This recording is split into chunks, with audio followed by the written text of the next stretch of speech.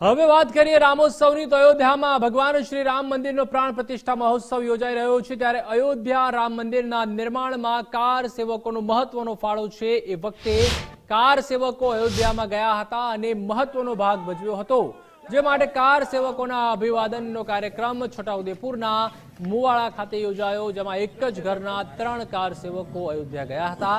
અયોધ્યા ગયેલા 8માંથી 6 કાર સેવકો हाल हयात है, जमनु अभिवादन करवामां आव्युं हतुं।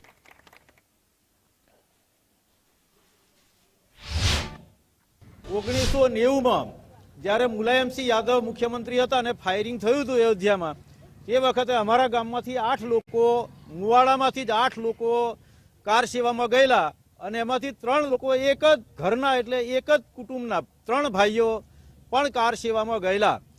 अने ત્યાં જે થયેલું એ અનુભવ એમને કહેશે, પણ હું 3 કાર સેવાની અંદર પોતે ભાગ લીધો હતો। વેચાતભાઈના આધારે ગયેલા, એ મૂકવા આવ્યા, પછી અમે એમની થકી નીકળ્યા, પછી અમે 8 જણા મોડામાંથી વડોદરા પહોંચ્યા। વડોદરાથી પછી અમે ટ્રેનમાં બેઠા, ટ્રેનમાંથી અમે ઝોંચી અમે પહોંચ્યા, ઝોંચી અમે રોકાયા, ત્યાં પોલીસ અમને મારકૂટ કરવા લાગી।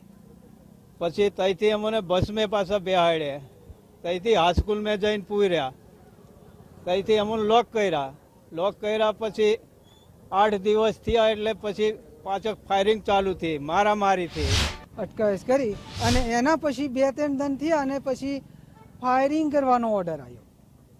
ફાયરિંગ કરવાનો ઓર્ડર આવ્યો એટલે બધા લોકોને કાર્યકરો બધા હતા એટલે સમજાવી દીધા કે આપણે બધા કોઈ નાહવાનું નહીં, અને નાહવાનું નહીં એટલે બધા સંગઠન રાખવાનું, સંગઠન કરીને આપણે એકબીજાની હાથાજોડી રાખવાની અને અંદર આપણે પોલીસને ખેંચી લાવવાની, એવી વાત કરી।